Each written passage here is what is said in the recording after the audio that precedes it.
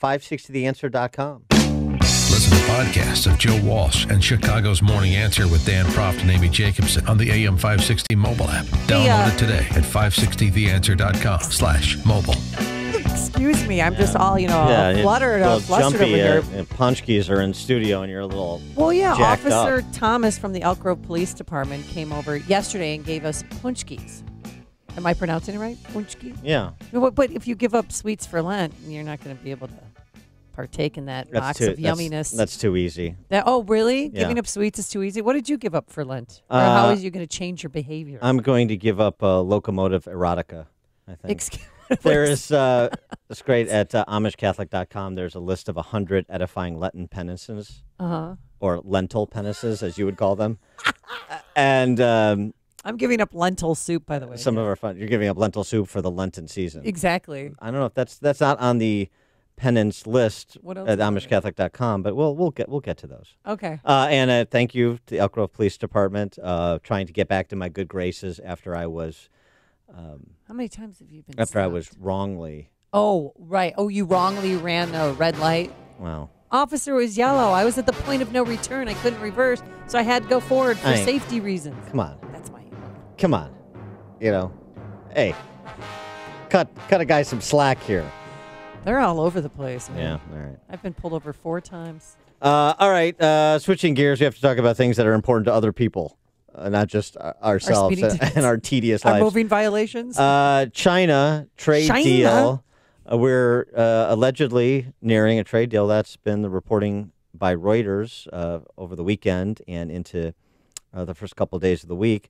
For more on that, are we going to finally fulfill Larry Kudlow's promise to get a China trade deal that will result in lower tariff barriers on both sides of the relationship and earn Stephen Moore and Larry Kudlow and Art Laffer the Nobel Prize in Economics? Oh. Steve Moore, Wall Street Journal columnist, chief economist for CNN, joins us now. Steve, thanks for being with us. Appreciate it. Hi, guys. And Amy, thank you for reminding me that today is Ash Wednesday. Yes, go get your ashes. I almost forgot that I'd given up carrots and Brussels sprouts. Oh, yes. Yes. You're a shining example. It's a real sacrifice, but I think I can do it for 40 days. Anyway, right. On the China trade deal, look, I've said on your show for the last couple of years that Trump has got to get this trade deal done. I think it's the one thing that's been, the last big thing he's got to get done to keep the economy booming. And I'm very confident now. It looks like they have the parameters of a deal where China will buy more of our stuff, which is a good thing. They're going to reduce their tariffs on our agriculture products, on some of our manufacturing items, on our petroleum products. That's all for the good. It'll mean more jobs for Americans. Is this a great deal? No. I think it's there's still going to be a lot of. You saw the headlines of the Wall Street Journal today about more industrial espionage going on by the Chinese. They're hacking into our computer systems. I mean, these are some bad people over there. So I think this is the first step, but I think the markets are going to be very, very pleased by this deal. Mm-hmm. I think the economy now, I think this, if he can get it done, I think it almost guarantees his reelection. But there's still a long way to go, by the way, because, one thing when I talk to the negotiators on our side who are dealing with the Chinese, they say you just can't trust these people. They don't keep their word. They say they'll agree to one thing, and the next day they do just the opposite. So you got to move back to the Reagan philosophy of trust but verify, and you're going to have parameters where if China doesn't do what they say they're going to do, they get hit with additional tariffs. Incidentally, one thing I don't know the answer to is whether Trump is going to keep the current 10% tariff on China, and I've heard different stories from different people who are involved in those negotiations. Trump does not want to take the 10% tariff off China. He thinks it's kind of creating a level playing field. But at least it looks like they're not going to get a hit with the 25% tariff, which would have been a killer. Well, do you think he should take the 10% tariff off? Good question. I'm kind of undecided about it. Look, China is, as I said, they're a really big actor. I mean, they are stealing our technologies every day, and our patents, our computer software, our copyrights, our drugs, our vaccines, and maybe holding that out there and saying, look, when we see that you're actually making progress in terms of actually paying us, American companies, for the intellectual property, then we start ratcheting down that tariff. So we'll see what happens with that. But look, a 25%. What I think the reason China has come to the negotiating table here, is willing to make compromises, is their growth rate has slowed. I mean, it's been cut officially to 6.5%, but we know they lied by about 5%, right? So it's closer, probably 1 or 2%. Their economy is really struggling, and they've got to they've got to avoid this 25% tariff. So I'm pretty confident that this is going to get done, and it'll be a big victory for Trump. I wanted to get your reaction here locally to something Governor Pritzker said, and you're a former Illinois resident. I'm denying that these days, but I am. Oh. Well, I know. Not to you could brag that you got out. Not to mention you. I mean, I don't know if you guys realize that Illinois and New Jersey and Connecticut have become laughingstocks. I mean, they really have. I mean, it's really sad. We're well aware you're the of it, butt of all the jokes. Yes, no, we're painfully aware of it. We make most of the jokes. Pritzker said there are several reasons people are leaving Illinois, right? Only 2 states in the last decade have lost population, West Virginia and Illinois. So why are they leaving? Here's what Governor Pritzker says. Several reasons. One is we've been significantly underfunding education in the state. And one of the reasons... and one of the reasons that... No, wait, let me finish. He's not done. One of the reasons that business and jobs get created in the state is because it has great talent and it invests in the talent. So that's why people are leaving. He's a funny guy, Pritzker. I mean, what does Chicago spend now? Like $20,000 per student or something for the worst schools in the country? Uh-huh. I mean, anybody who thinks that the problem is you're not spending enough money on your schools is smoking something. And I don't know. That's going to be legal here too. Yet? Yeah.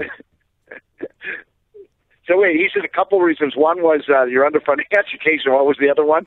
The other reason, I mean, it's a spending problem, as you would suspect. We're not continuing to invest in the talent that we need. So, you know what else? We need more government spending. Right, we need more government spending. So you lose people. I'm quoting him.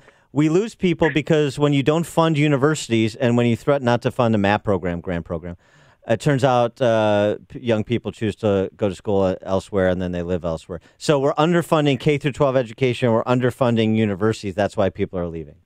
You know, if I were with Pritzker right now, I'd say, Governor, why is it that in Chicago, the Catholic schools educate kids for 1/2 of the cost and provide better results? I'd love to hear his answer to that. Wait, do you have an answer to that? How could that be? They spend half as much money and they get better results. And we're spending money we don't have. Yeah. Hey, I wanted to quickly... Wait. Also, too, there's something else going on, just since he brought up universities. The University of Illinois, where you're a graduate of the University of Illinois, yep. Steve Moore, in case you didn't know, second highest in-state tuition in the Big Ten behind only Penn State. It turns out Illinois subsidizes higher ed at twice the national average, which only serves to what? Inflate tuition costs. And that's why state and colleges and universities in Illinois are higher than just about all their conference peers. You're exactly right. Look, I've said this on your show many times, I'll say it again. The single biggest scam in America is how much universities are charging middle-class families. It's bankrupting families. The kids are graduating from college with $50,000, $60,000, $70,000 of debt. What needs to be done, if I were governor of Illinois, maybe I'll come back and run for governor. Please do. You need to have somebody start looking under the hood of how these universities are spending the money. The average tenured professor at University of Illinois teaches 4 hours a week. 4 hours a week. You could easily, you let me at it, guys. I could cut the tuition at the University of Illinois in half and not diminish the quality of the education one iota. I'd require the professors to teach. I'd get rid of all the other crap that they're spending money on that has nothing to do with education quality. I would require, you know what I'd do? I'd require every student at the University of Illinois to work 10 hours a week. And maybe we could lower the cost. Oh my gosh, how could we require a 19 or 20-year-old to work? Do those kinds of things. We can reduce the cost significantly. But I'll tell you this: when I went to University of Illinois back in 1982, my tuition was $1,000 a semester. What is it now? $10,000 a semester? Something like that? Yeah, it's close to that. Yeah. So it's about it's gone 16 up grand tenfold. all in. Yeah. It's gone down tenfold in 30 years. That's crazy. Here, I got some good news for you, though, out of Illinois. I mean, how do you explain that? A tenfold increase in tuition in 30 years? Nothing has gone up like that. It's gotten 10 times better, that's how. Yeah, exactly. Right. I got some good news for you, though. I know this is very popular with you, and this comes from the Wall Street Journal.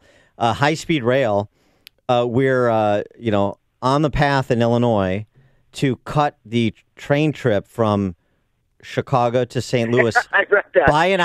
by a full hour, and it only is going to cost us $2 billion.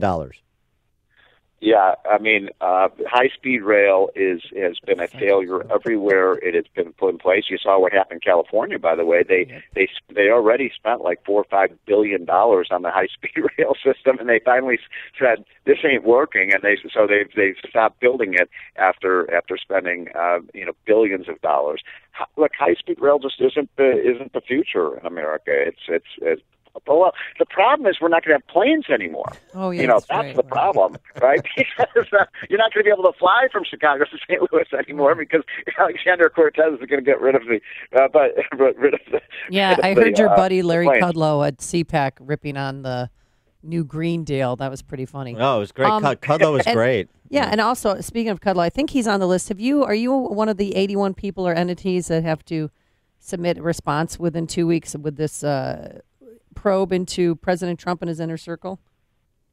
I somehow I dodged that bullet. Oh. Right.